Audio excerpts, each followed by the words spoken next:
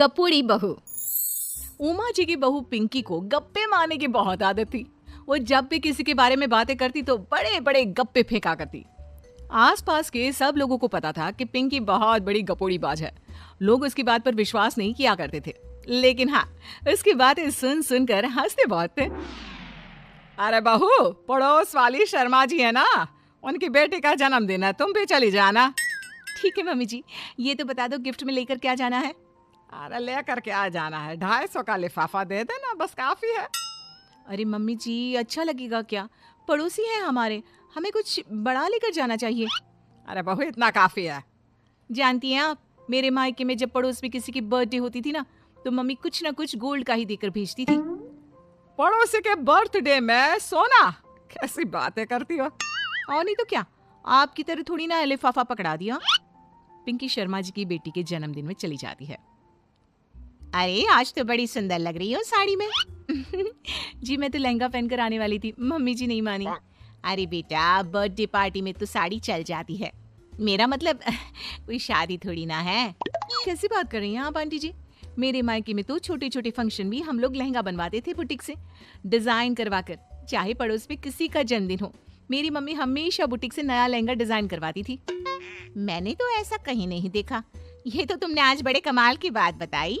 अरे जाने दीजिए, कोई बात नहीं। और बताइए, आपकी बेटी नजर नहीं आ रही? अरे भाभी, मैं यहाँ हूँ, ये देखिए मेरा ड्रेस कैसा लग रहा है। ठीक ही है, मतलब बर्थडे के हिसाब से थोड़ा हल्का है ना। अरे भाभी, इतना सुंदर गाउन पहना है मैंने। मैं ना शादी से पहले अपने बर्थडे पर हमेशा जरी वाला लहंगा पहना करती थी, यही मैं तुम्हारी मम्मी को भी बता रही थी। इसके बाद केक काटने का प्रोग्राम शुरू होता है। सब लोग इकट्ठे हो जाते हैं। शर्मा जी की बेटी का केक देखकर पिंकी से रहा नहीं जाता। उसके अंदर का गपोड़ी बाज बाहर निकल कर आ जाता है। अरे इतना छोटा सा केक! अरे बेटा, मेहमानों के हिसाब से ही है, जितने लोग इतना बड़ा केक। आंटी जी, कम से कम 4 या 5 मंजिल वाला केक तो बनाना चाहिए था। आपकी बेटी का बर्थडे रोज रोज थोड़ी ना आता है। मेरे बर्थडे पर हमेशा पापा 4 केक बनवाते थे, सारे केक 4-4 मंजिल के होते थे। वहां पर सारे लोग उमा जी के मोहल्ले के ही थे और वो पिंकी के गप्पे मारने की आदत से अच्छी तरह वाकिफ थे, इसलिए सब लोग उसकी बात सुनकर हंसने लगे, लेकिन किसी ने पिंकी से कुछ नहीं कहा। एक दिन सुबह सुबह पिंकी ने अपनी सास से कहा, मम्मी जी, मेरे मम्मी पापा मुझसे मिलने के लिए यहाँ आ रहे हैं। अरे वाह, ये तो बहुत अच्छी बात है, उनके आने की तैयारी करो, अच्छा अच्छा खाना बनाओ। वैसे कब तक आएंगे?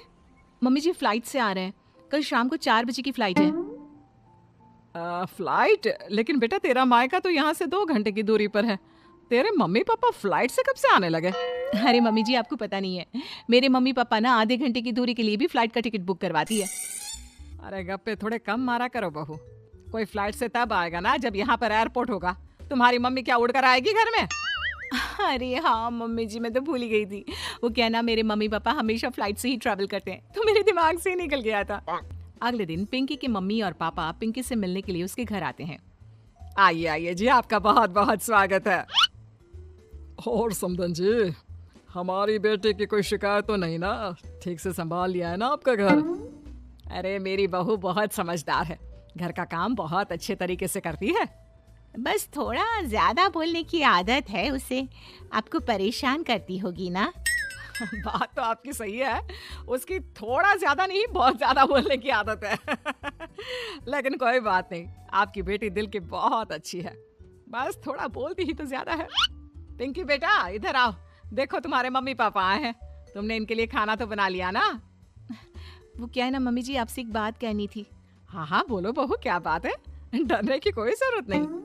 वो मम्मी जी, मैंने सोचा मम्मी पापा आए हैं तो खाना बाहर से मंगवा लेती हूँ। अरे कोई बात नहीं बेटा, वैसे भी तुम किचन में काम करने लग जाती तो अपने मम्मी पापा से बात कब करती। बहुत अच्छा किया, अब तुम अपने मम्मी पापा के साथ बैठकर आराम से बात करो, मैं अंदर जाती हूँ। शाम का वक्त, जैसे ही दरवाजे की घंटी बजी, 3-4 लोग हाथों में खाने की बहुत सारे पैकेट लेकर उमा जी के घर पहुंच गए। अरे भाई, कौन है आप लोग? लगता है गलत पते पर आ गए। नहीं नहीं माँ जी, हम तो खाने का ऑर्डर डिलीवर करने आए हैं, यहीं से बुकिंग मिली थी। अरे नहीं नहीं, आपको कोई गलत फहमी हुई है, हमारे यहाँ तो 2 ही मेहमान आए हैं। आपके हाथ के पैकेट देखकर लगता है इसमें 50 लोगों का खाना है। माँ जी, आपने सही समझा, खाना तो इसमें 50 लोगों का ही है, क्योंकि हमें ऑर्डर यहीं से 50 लोगों का मिला है। अरे लेकिन इतना सारा खाना, कहीं मेरी बहू ने अपनी गप मारने की आदत के चलते ऐसा तो नहीं कर दिया? ये खाना आप रख लीजिए और हमें हमारे पैसे दे दीजिए। अच्छा वैसे कितने का बिल बना है? ज्यादा नहीं, बस 10,000 दे दीजिए।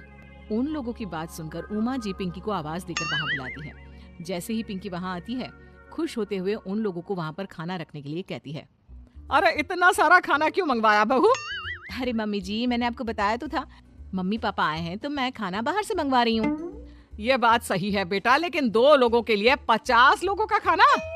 अरे मम्मी जी, कुछ कम पड़ जाए तो अच्छा थोड़ी ना लगता है, और मेरे मायके में तो ऐसा ही होता है, एक्स्ट्रा खाना मंगवाते हैं हम लोग। तभी पिंकी के मम्मी और पापा वहाँ पर आते हैं।